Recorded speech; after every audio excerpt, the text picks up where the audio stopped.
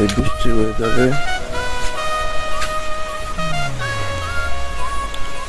তো প্রায় 2-3 দিন হয়ে গেছে আমার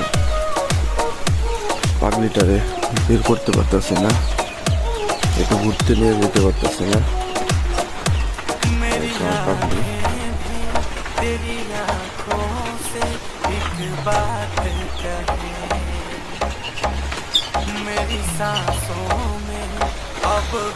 একদম চকচক করে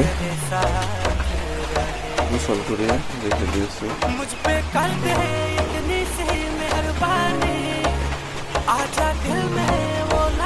মূলত আমার মুরগির খাবার, মুরগি ছিল তো এখন নাই, সব বিক্রি করে দিয়েছে, আবার উঠানো হবে হয়তো। এখানে আপাতত আমার চাকরি